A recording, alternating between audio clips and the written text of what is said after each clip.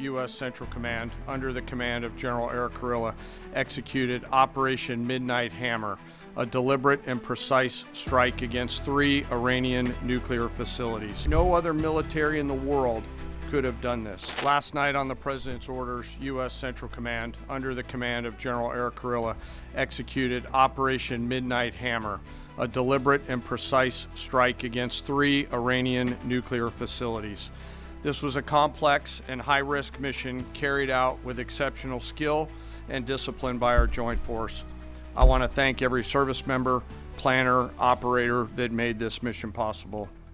Their actions reflect the highest standards of the United States Armed Forces.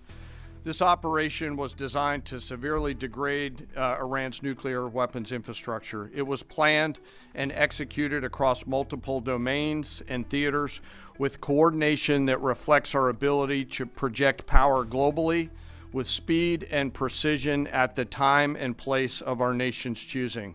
This was a highly classified mission with very few people in Washington knowing the timing or nature of this plan. At approximately 5 p.m. Eastern Standard Time last night, and just prior to the strike package entering Iran, a U.S. submarine in the Central Command area of responsibility launched more than 24 Tomahawk land attack cruise missiles against key surface infrastructure targets at Esfahan. As the Operation Midnight Hammer strike package entered Iranian airspace, the U.S. employed several deception tactics, including decoys, as the 4th and 5th generation aircraft pushed out in front of the strike package at high altitude and high speed, sweeping in front of the package for enemy fighters and surface-to-air missile threats. The strike package was supported by U.S. Strategic Command, U.S. Transportation Command, U.S. Cyber Command, U.S. Space Command, U.S. Space Force, and U.S. European Command. As the strike package approached Fordow and Natanz, the U.S. protection package employed high-speed suppression weapons to ensure safe passage of the strike package, with fighter assets employing preemptive suppressing fires against any potential Iranian surface-to-air threats. We are currently unaware of any shots fired at the U.S. strike package on the way in.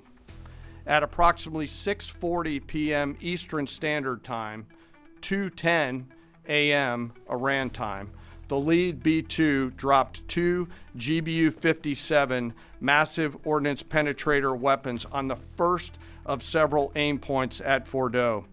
As the president stated last night, the remaining bombers then hit their targets as well, with a total of 14 MOPs dropped against 2 nuclear target areas. All 3 Iranian nuclear infrastructure targets were struck between 6:40 p.m. and 7:05 p.m. Eastern Time. Again, that's about 2:10 in the morning local time in Iran, with the Tomahawk missiles being the last to strike at Esfahan to ensure we retain the element of surprise throughout the operation. Following weapons release, the Midnight Hammer strike package exited Iranian airspace and the package began its return home.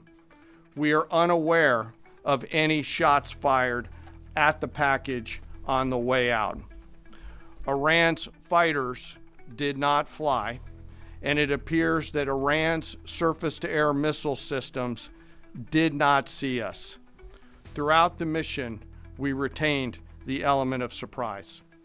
In total, U.S. forces employed approximately 75 precision-guided weapons during this operation. This included, as the president stated last night, 14 30,000-pound GBU-57 massive ordnance penetrators, marking the first ever operational use of this weapon.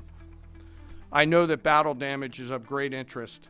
Final battle damage will take some time, but initial battle damage assessments indicate that all 3 sites sustained extremely severe damage and destruction.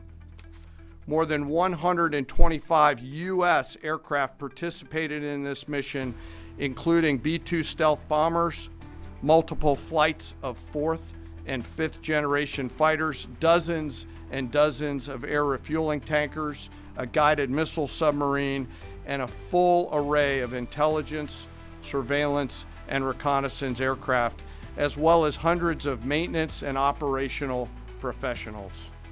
As the Secretary said, this was the largest B-2 operational strike in U.S. history and the second longest B-2 mission ever flown, exceeded only by those in the days following 9/11. This mission demonstrates the unmatched reach, coordination, and capability of the United States military. In just a matter of weeks, this went from strategic planning to global execution.